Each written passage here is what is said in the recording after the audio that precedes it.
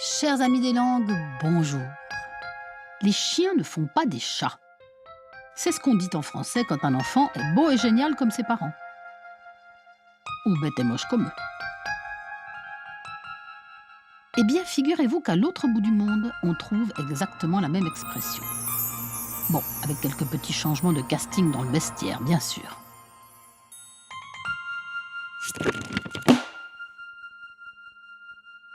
Les similitudes entre langues proches, c'est quelque chose qui nous est familier.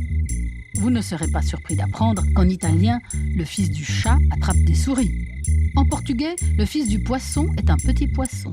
En roumain, le hibou ne couve pas de rossignol. En polonais, le corbeau ne donne pas naissance au faucon.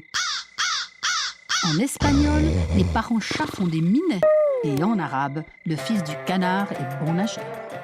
Même comparaison avec les animaux, même structure logique de la phrase. Cette ressemblance nous rappelle combien les langues d'Europe et du bassin méditerranéen sont liées par une histoire entremêlée, quand elles ne sont pas carrément de la même famille. Ce qu'on découvre en feuilletant un extraordinaire bouquin récemment paru et intitulé « Les expressions du monde », ce sont des similitudes avec des langues nettement plus exotiques. En chinois, on dit « le père tigre n'aura pas de fils chien ». 老虎的父亲不会有狗的儿子。 En japonais, le petit de la grenouille sera grenouille.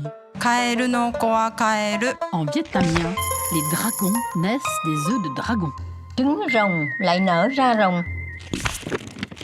Comment ces dictons sont-ils passés d'une culture à l'autre? De quelle manière ont-ils voyagé par-delà les océans? Qui a copié qui et quand? Jean-Pierre Brognard, auteur des Expressions du monde, pense qu'ils n'ont pas voyagé du tout. Il y a bien sûr, dit-il, des expressions qui se ressemblent par contagion, comme entre langues européennes. Mais il y a aussi celles qui sont nées aux quatre coins du monde, indépendamment les unes des autres, par génération spontanée, simplement parce qu'elles traduisent une expérience humaine fondamentale. Ainsi, dans tous les pays où s'est développée une agriculture, la langue a généré une expression du type « à la racine de ». De fait, quand on observe les tournures identiques entre langues très éloignées, on s'aperçoit qu'elles ont le plus souvent à voir avec les animaux et les plantes. Et on comprend ce qu'il y a d'universel dans la naissance d'une expression.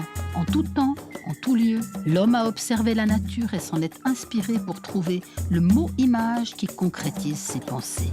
Voilà pourquoi, entre ici et tout là-bas, certaines manières de dire se ressemblent comme deux gouttes d'eau. Ou comme deux potirons.